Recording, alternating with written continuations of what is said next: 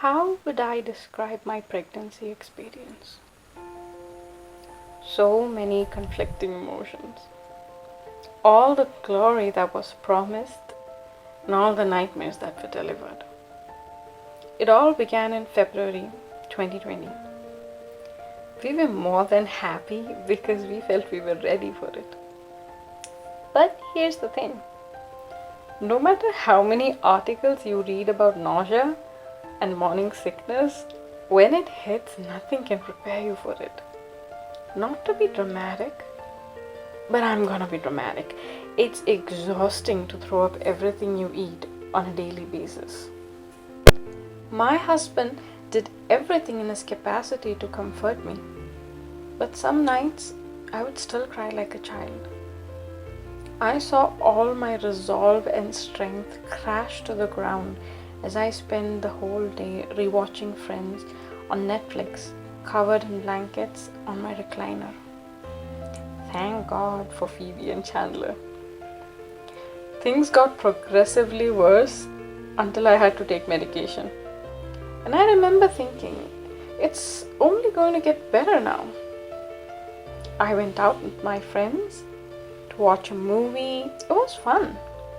And you know what? That was it. Yeah, that was the last time I went out. In March of 2020, the world turned upside down. We had a visitor. COVID-19. The unbelievable was happening right in front of us. Full-on chaos. My parents, who had come over to comfort me for a week, were stuck in our apartment for 2 months. My physical health improved, but my mind was uneasy. Even with all the support from my family and my mom's amazing cooking, I was morose, emotionally exhausted, angry, hurt, and irritated.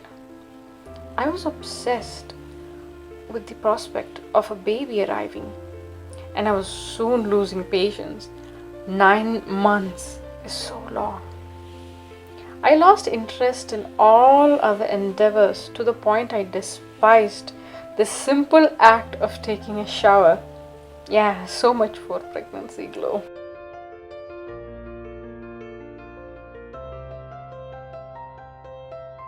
Then, by God's grace, we were able to travel to my hometown. And what was in store was the drudgery of more waiting. My belly started to come out. I found myself often breathless, and I couldn't lie on my back or my tummy anymore. You'd think it's not that big of a deal, but my lord, it is. And my hunger and cravings were growing like crazy. Eating whatever you want, guilt-free, is the highlight of being pregnant. I kept myself busy with stressful exams, sewing projects, and so. Entering my 9th month, I felt caught between waiting for it to end, but also wishing it be prolonged for a little more. I was prepared, but is anyone really prepared for this?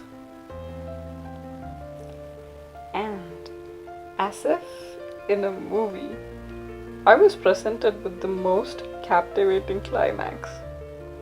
I went in for a regular checkup, only to find out there were complications and that I would give birth the next day. Technically speaking, they were going to cut me open and take my child out of me.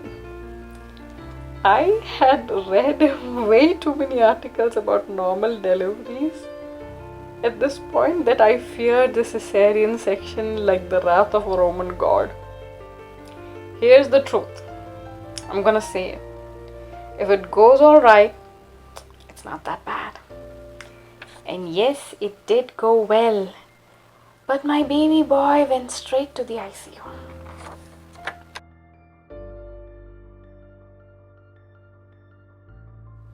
Coming out of the post-op, losing your belly but not having your baby next to you is a whole another ball game.